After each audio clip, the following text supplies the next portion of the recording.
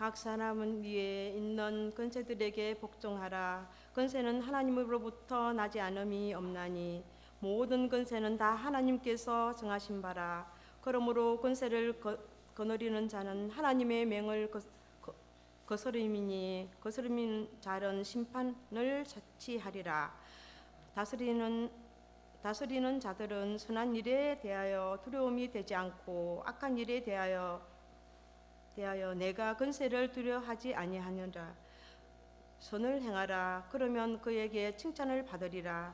그는 하나님의 사역자가 되어 내게 선을 베푸는 자니라. 그러나 내가 악을 행하거든 두려워하지 말라. 그는 공연히 칼을 가지지 아니하였으니 곧 하나님의 사역자가 되어 악을 행하는 자에게 진노하심을 따라 보응하는 자니라. 그러므로 복종하지 아니할 수 없으니 진노 때문에 할 것이 아니라 양심을 따라 할 것이라.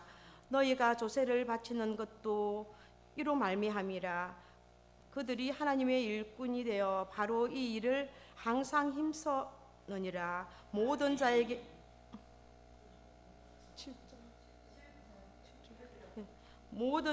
줄 것을 주되 조세를 받는 자에게 조세를 바치고 간세를 받는 자에게 간세를 바치고 두려워할 자를 두려워하며 존경할 자를 존경하라. 아멘. 할렐루야. 이 시간은 우리 안민 장로님 찬양으로 하나님께 영광 올려드리겠습니다.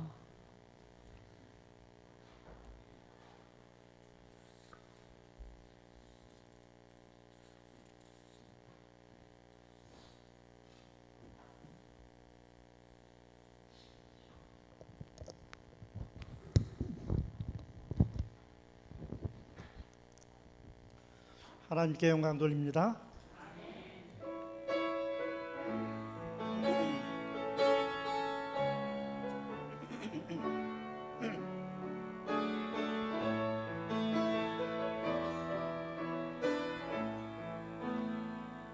괴로울 때 주님의 얼굴 보라.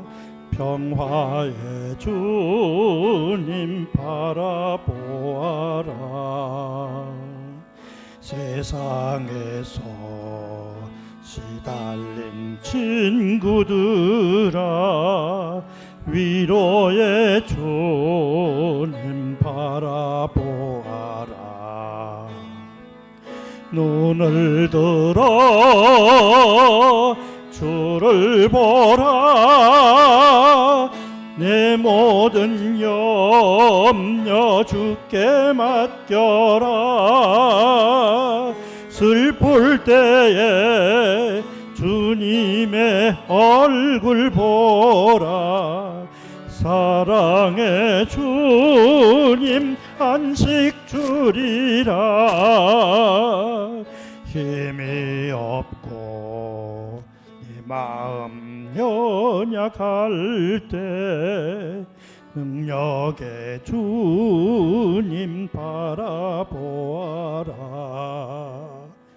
주의 이름 부르는 모든 자는 힘주시고 늘 지켜주시리. 눈을 들어 주를 보라.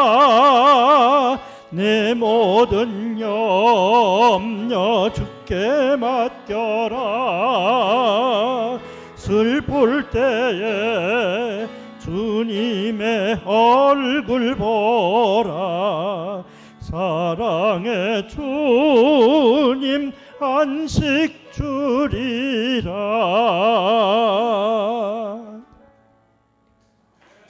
아멘. 할렐루야. 우리 장로님 찬양처럼 괴로울 때 주님의 얼굴을 보시기 바랍니다. 참된 위로가 넘치게 될 줄 믿습니다. 우리 한번 인사하겠습니다. 주의 이름으로 사랑하고 축복합니다.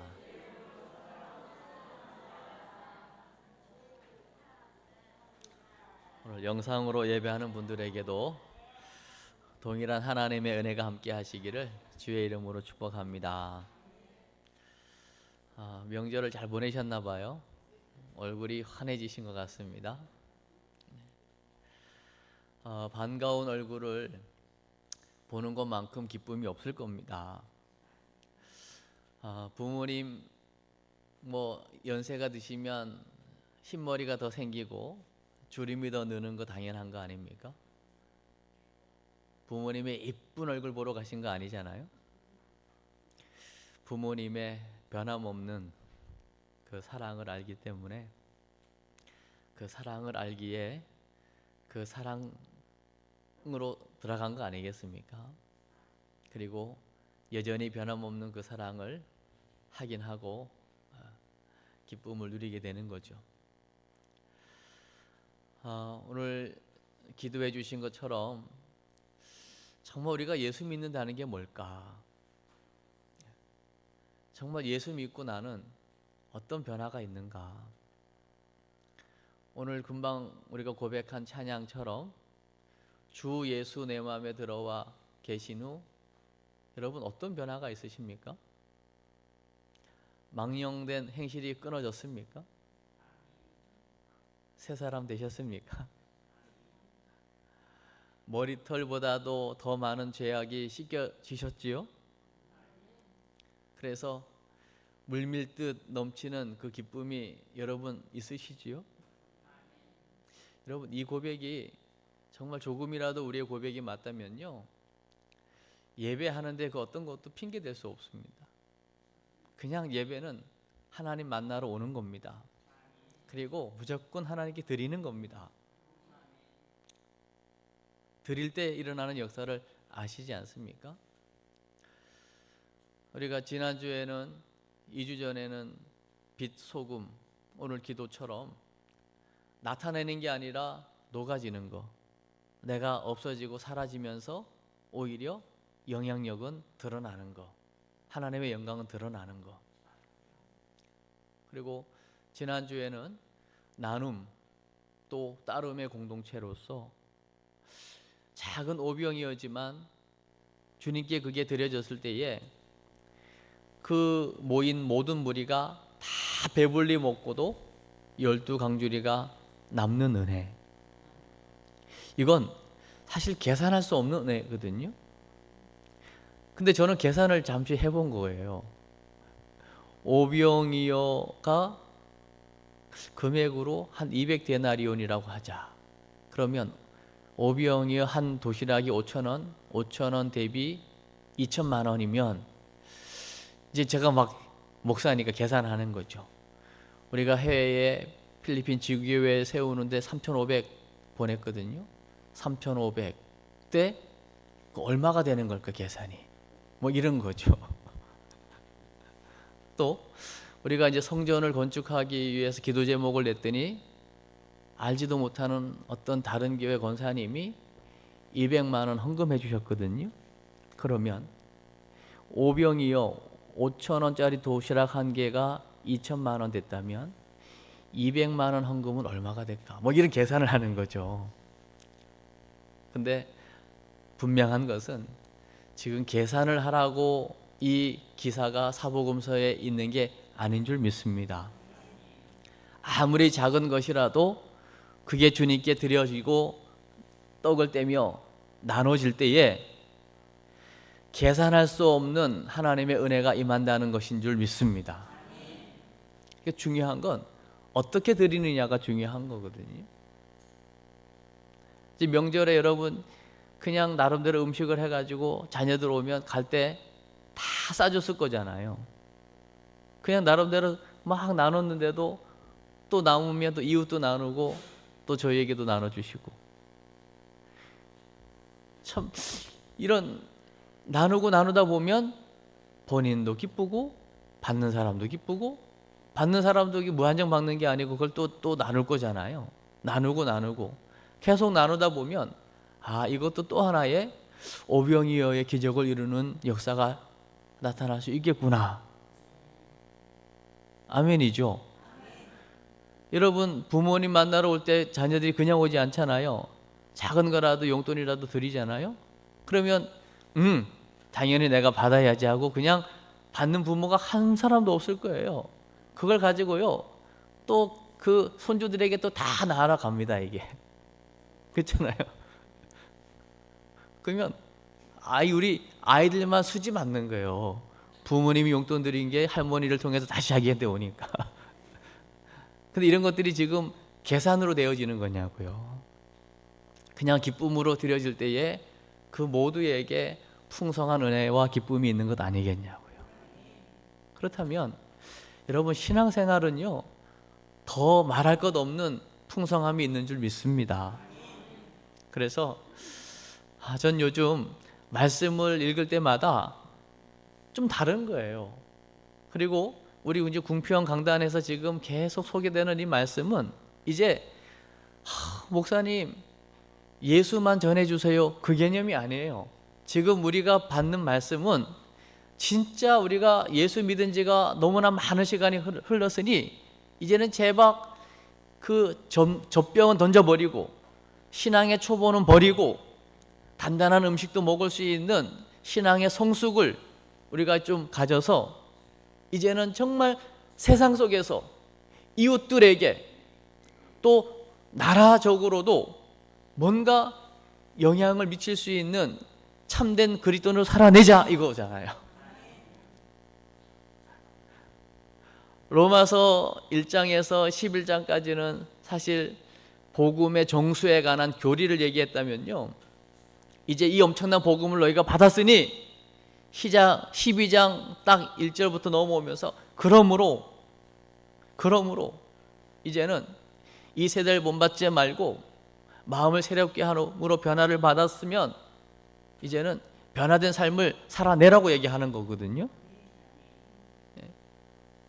날마다 나를 하나님의 영적 산 제사를 드리면서 제물로 드리면서 나 없소 나 죽었소 하면서 정말 주님이 원하시는 삶을 살아내라고 얘기하는 겁니다. 그래서 여러분 오늘 13장을 읽었지만요 이 앞전에까지 있는 말씀이 뭐냐면요 원수까지도 사랑하라는 거예요. 모든 사람과 더불어 화평하라는 겁니다. 그리고 선으로 악을 이기라고 얘기하고 있는 겁니다. 그러면서요 오늘 이제 봉독해 주신 말씀을 잠시 볼 건데요 정말 향기로운 삶, 향기로운 그리스도인은 어떤 삶을 살아야 되는 건가 라고 할 때에 이제는 구체적인 이제 방향이 오늘 말씀에 소개되고 있거든요. 오늘 13장 1절 말씀을 한번 보겠습니다. 시작. 각 사람은 위에 있는 권세들에게 복종하라. 권세는 하나님으로부터 나지 않음이 없나니 모든 권세는 다 하나님께서 정하신 바라. 여러분 권세 앞에 복종하라. 하나님이 세우신 권세 여기에 복종하라. 사실은 이 오투 자체가 굉장히 우리를요 조금 불편하게 할 수도 있습니다. 우리는 대한민국의 국민이잖아요. 그러면 우리는 대한민국이라는 나라에서 세운 그 국가 권력과 국가 정부에 따라서 우리는 복종하고 순종해야 되거든요. 안 하면 어떻게 될까요? 2절 말씀도 보세요. 시작. 그러므로 권세를 거스르는 자는 하나님의 명을 거스름이니 거스르는 자들은 심판에 자취하리라. 거스리면 심판을 자초하게 될 거다. 그러면 순종하라는 얘기잖아요. 그러면 우리가 이 말씀을 들을 때에 언뜻 가장 먼저 저도 이 말씀을 대할 때에 좀 불편했던 게 뭐냐면요. 지금 뭐 민주당도 있고 국민의당도 있고 국민의힘도 있고 뭐 여러 당이 있잖아요. 그러면 오늘 우리 예배하는 분들 중에도요 아마 다 입장이 다를 거예요.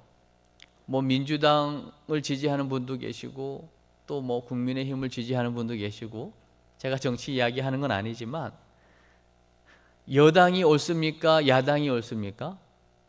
이건 질문 자체가 지금 이상한 거 아닙니까? 만약에 이 중에 여당이 옳습니다 하는 분들에게 야당이 옳습니다 그러면 불편할 거잖아요. 반대로 여당이 옳습니다 하는데 야당을 지지하는 사람들 입장에서는 불편하겠죠. 진보가 옳습니까? 보수가 옳습니까? 이게 지금 불편한 거라고요. 그러면 하나만 있어야 되는 겁니까? 다 있어야 되는 겁니까? 아무도 말씀을 안 하시잖아요. 이런 상황 속에서 어느 한 가지를 택해 가지고서 이야기한다는 것이 얼마나 그게 쉽지 않은 일이냐고요. 그러면 오늘 제가 질문한 것 이전에 오늘 이 로마서 13장 1절의 배경이 뭐냐는 거죠.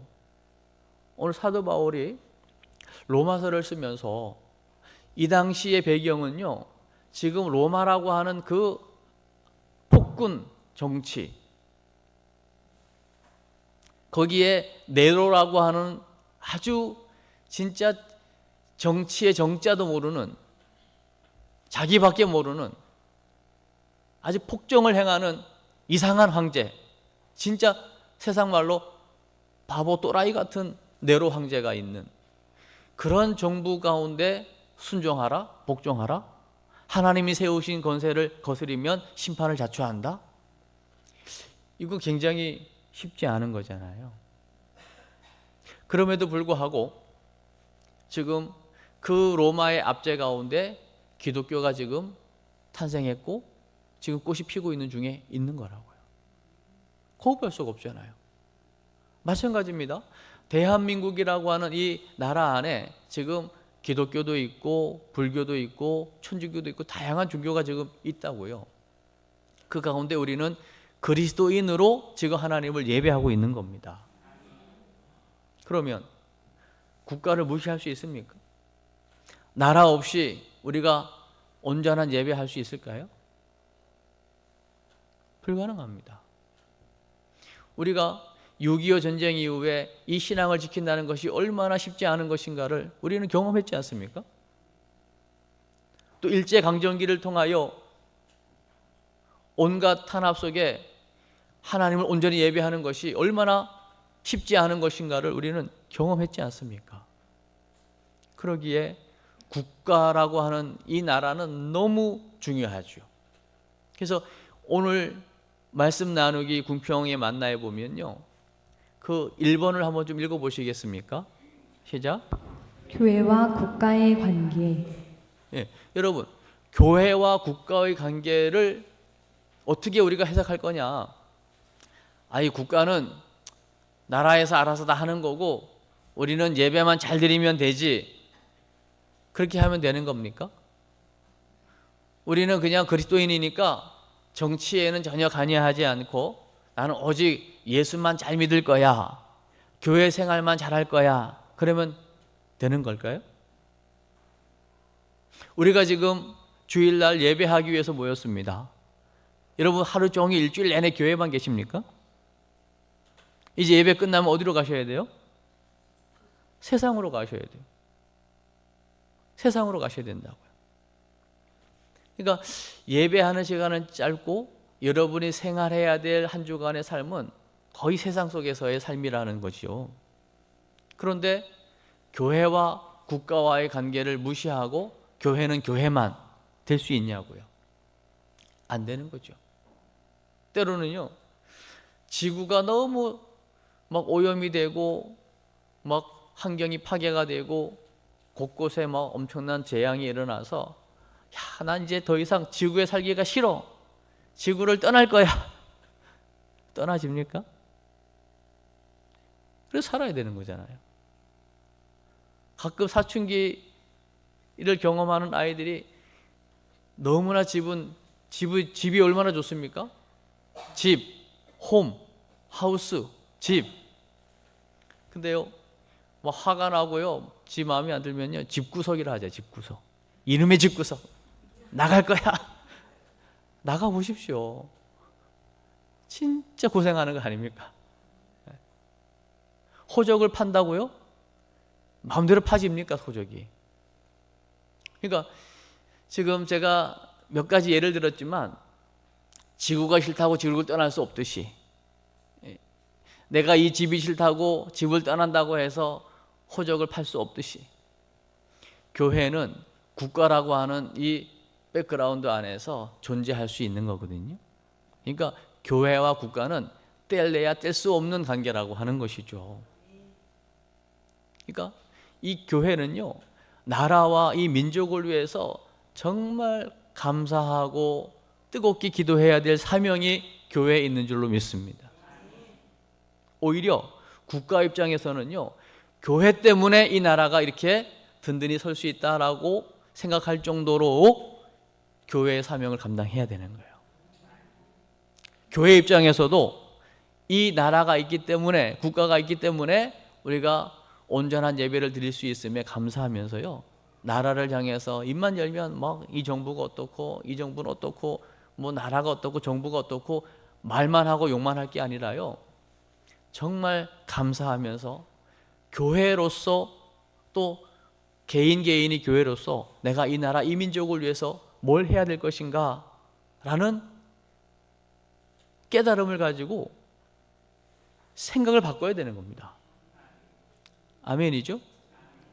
제가 잘 생각이 안 나는데 미국의 아마 케네디 대통령인가 어떤 대통령이요, 대통령이 된 다음에요, 이런 당부를 하거든요. 여러분, 제가 대통령이 된 거 참 감사할 일인데요, 나라가, 정부가 여러분을 위해서 뭘 해줄까를 기대하지 마시고 국민된 여러분이 나라를 위해서 내가 뭘 할 수 있을까를 한번 생각해 보십시오.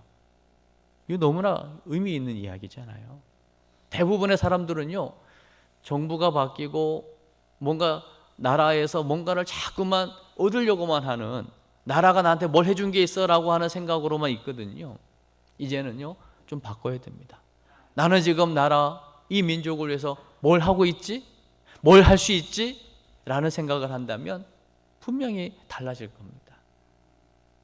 왜냐? 교회와 국가의 관계는요, 뗄래야 뗄 수 없는 관계이기 때문에 그렇습니다. 지금 이 로마 핍박 아래 그리스도인이 초대교회가 지금 탄생해서 그 어려운 가운데 신앙을 지키고 있지만 로마의 그 압제를 지금 벗어날 수 없거든요. 그런 가운데서도 하나님의 뜻이 무엇인가를 바라보는 그 관점 속에 하나님의 역사는 그 가운데서도 계속 진행이 된다는 것입니다. 아멘. 그렇기 때문에 우리의 자세는 어떠해야 되냐면요, 궁평에 만나 2번을 한번 좀 읽어보십시오. 2번 시작. 신앙 성숙의 방향은 공적인 영역입니다. 여러분, 신앙이 성숙했다라고 하는 것은요, 이제는요, 나만을 생각하는 게 아니고요, 이젠 공적인, 말 그대로 공인이 되는 것입니다. 여러분, 대통령만 돼도요, 함부로 어디 문방구, CU, 뭐 24시 이런 데 아무 데나 막 혼자 못 가잖아요. 연예인만 돼도요, 함부로 혼자 어디 개인 행동하기가 어렵습니다. 다 알아보고 그냥 막 사람들이 몰려들잖아요. 그처럼 이제 예수 믿는다라고 하는 것은요, 우리는 이제 공적인 영역에 사는 사람이 된 것입니다. 공인인 거예요. 다들 보고 있는 겁니다.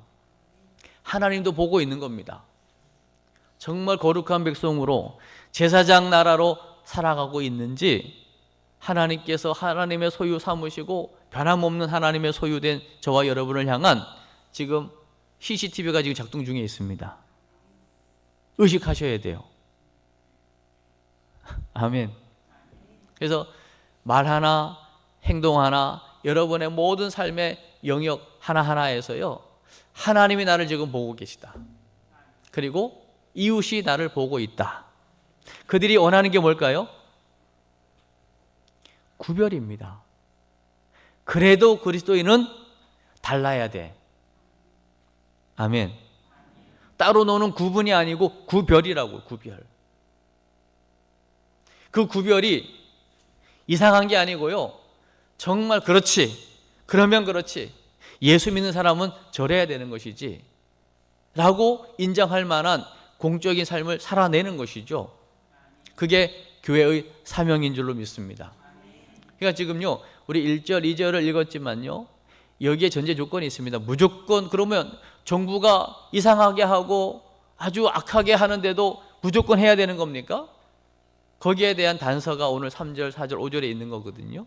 3절을 한번 읽어보십시오. 3절 시작.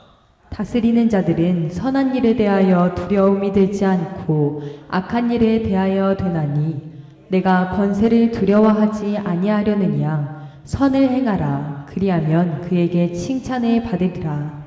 그러니까 선하게 행동하는 전제를 달고 있는 것이죠.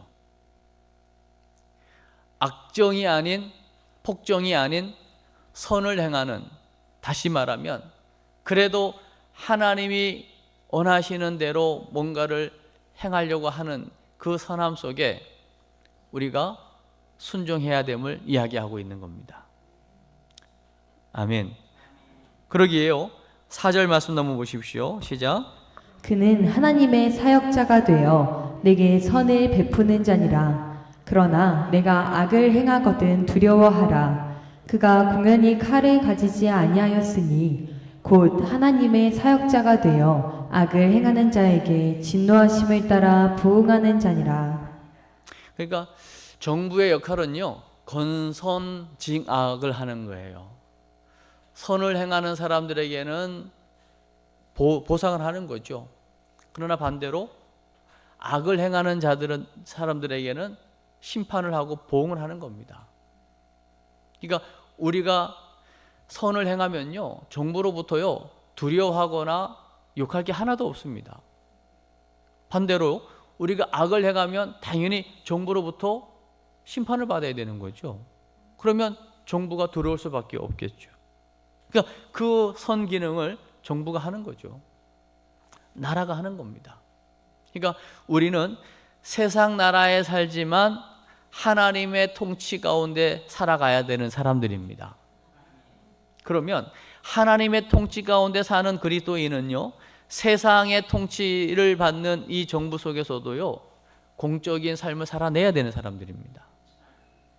이것이 감당되어질 때에 교회와 국가의 관계 속에서 향기로운 삶으로 드러날 줄 믿습니다. 이게 빛이 되는 것이고 소금으로 녹아지는 것이고요.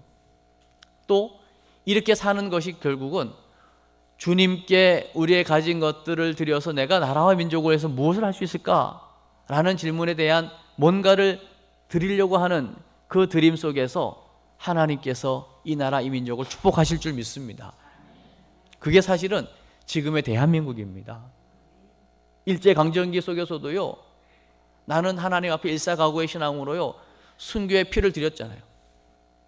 6.25 동란 이후에도요, 공산주의에 의하여 신앙이 완전한 핍박을 받을 때에도 나는 하나님을 예배합니다. 그것 때문에 수많은 순교의 피가 곳곳에서 드려졌잖아요. 그 드림을 통해 우리 주님은 대한민국을 축복하신 줄로 믿습니다. 차고 넘치는 역사. 그래서요, 어떤 결론을 얻어야 되냐면요, 오늘 말씀 나누기 3번을 한번 읽어주십시오. 시작. 좋은 성도는 좋은 시민입니다. 아멘. 그래서 좋은 성도는요, 좋은 시민이어야 하는 거예요.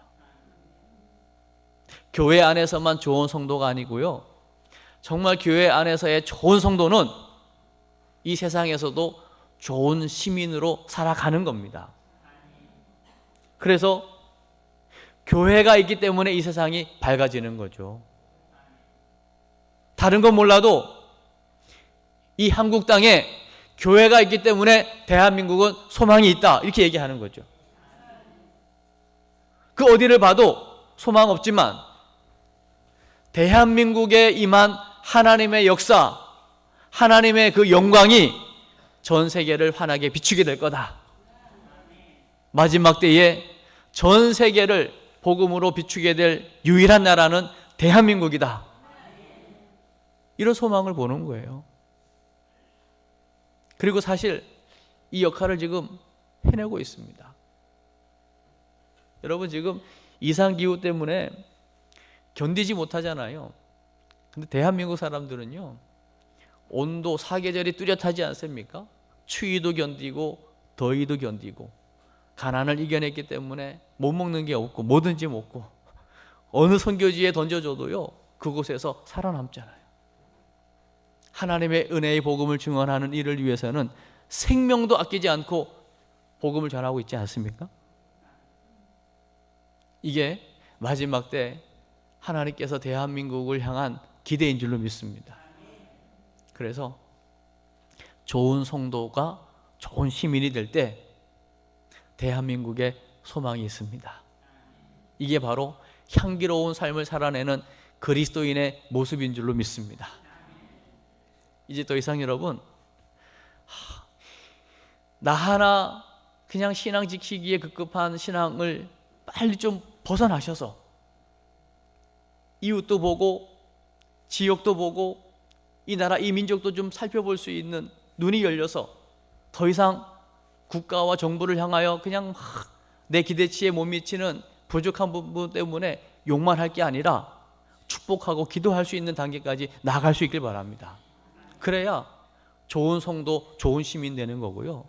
이 그리스도인의 향기로운 삶이 나타날 때 교회와 국가의 이 관계 속에서 역시 교회 그리고 그리스도인의 이 성숙한 신앙이 이제는 공적인 영역으로 공인으로 역시 예수 믿는 사람들은 믿을만해. 예수 믿는 사람들이 있기 때문에 이 세상은 살만해. 대한민국 소망이 있어. 이게 마땅한 거라고요. 아멘. 그 밑바탕의 배경이 뭔데요?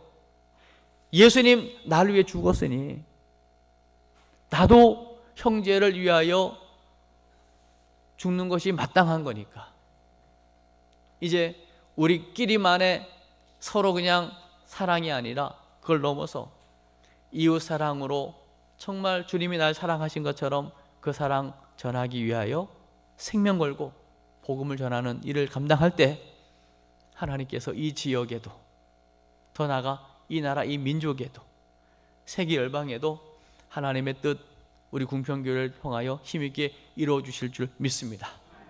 그 사명 감당하다가 주님 맞이하는 여러분 되시기를 주의 이름으로 축복합니다.